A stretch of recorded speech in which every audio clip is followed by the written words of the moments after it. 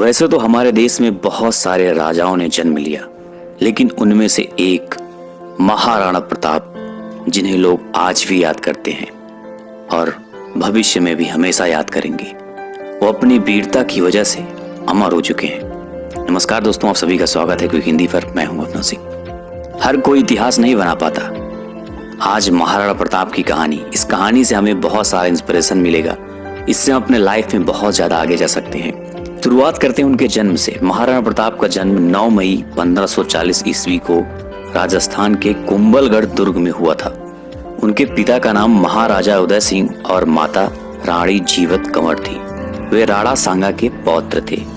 राणा प्रताप के पिता उदय सिंह ने अकबर से भयभीत होकर मेवाड़ त्याग कर अरावली पर्वत पर डेरा डाल लिया था। उदय सिंह ने अपनी मृत्यु के समय अपने छोटे पुत्र को गद्दी सौंप दी थी, जो कि नियमों के विरुद्ध था। उदय सिंह की मृत्यु के बाद राजपूत सरदारों ने 1 मार्च 1576 को महाराणा प्रताप को मेवाड़ की गद्दी पर बैठा दिया था। वैसे तो महाराणा प्रताप अपने सभी भाइयों में सबसे बड़े थे, लेकिन उसके बावजूद उनके पिता ने अपने सबसे प्रिय रानी के पुत्र जगमाल को राजगद्दी सौंप दी। उदय सिंह की यह नीति गलत थी, क्योंकि राजगद्दी के हकदार महाराणा प्रताप थे। प्रजा तो महाराणा प्रताप से बहुत लगाव रखती थी, क्योंकि महाराणा प्रताप बचपन से ही एक लीडर के तौर पे थे, एक मसीहा के तौर पे जाने जाते थे। जगमल ने राज्य का शासन हाथ में लेते ही घमंड बस जनता पर अत्याचार करना शुरू कर दिया, क्योंकि वहां की जनता महाराणा प्रताप को पसंद करती थी। जनता पर अत्याचार देखकर राणा प्रताप जगमल के पास गए और उनसे पूछा कि यह अत्याचार करके अपनी प्रजा को असंतुष्ट मत करो। समय बड़ा नाजुक है, अगर तुम नहीं सुधरे तो तुम्हारा और तुम्हारे राज्य का भविष्य खतरे में पड़ सकता है। जगमल इससे गुस्से में आ गया और वो राणा प्रताप से बोला कि तुम्हारे पास कोई अधिकार नहीं है, मैं यहाँ का राजा हूँ। उन्हें सीमा से बाहर चले जाने का आदेश दे दिया।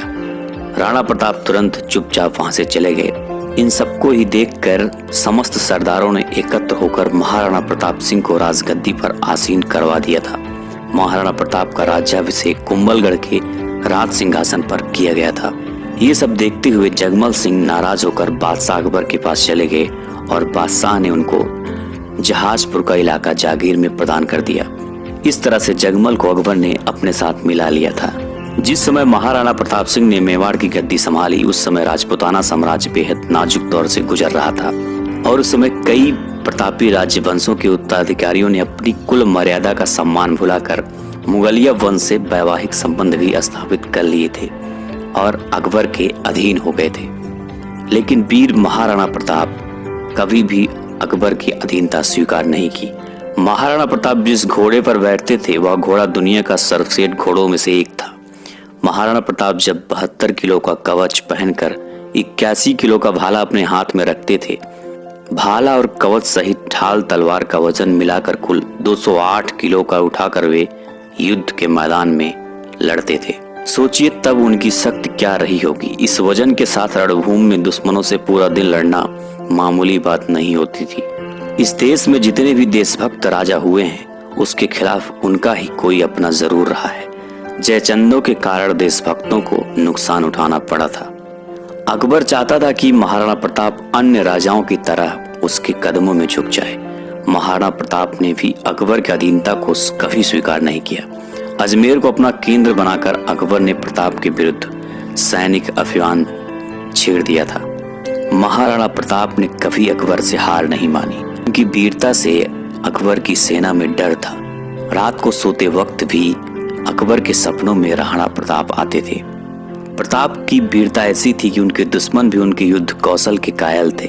उदारता ऐसी कि दूसरों की पकड़ी गई मुगल बेगमों को सम्मान पूर्वक उनके पास वापस भेज दिया जाता था। इस योद्धा ने साधन सीमित होने पर भी दुश्मन के सामने सिर नहीं झुकाया और जंगल के कंदमूल खाकर लड़ते रहे। माना जाता है कि इस योद्धा की मृत्यु पर अकबर की आंखें भी नम हो गई थी। हल्दी घाटी की युद्ध के साथ ही महाराणा प्रताप की वीरता की चर्चा पूरे देश में होने लगी थी और उनकी वीरता की चर्चा आग की तरह देश में फैल रही थी। बहुत सारे राजपूत महाराणा प्रताप को अपना नेता मान लिए थे। अकबर को इसी बात का डर भी सताने लगा था। हल्दी घाटी के युद्ध में अकबर के पास मुगल, राजपूत, पठान योद्धाओं के साथ जबरदस्त तोपखाना भी था। अकबर के प्रसिद्ध सेनापति महावत खान, आसफ खान, महाराजा मान सिंह, शहजाद सलीम भी उस मुगल वाहिनी का संचालन कर रहे थे, जिसकी संख्या 80,000 से 1 लाख बताया जाता है। इस युद्ध में प्रताप ने अभूतपूर्व वीरता और साहस से मुगल सेना के दांत खट्टे कर दिए थे और अकबर के हजारों सैनिकों को मौत के घाट उतार दिया था। और इसी युद्ध के दौरान महाराणा प्रताप ने मान सिंह को मारने के लिए उनकी तरफ आगे बढ़े।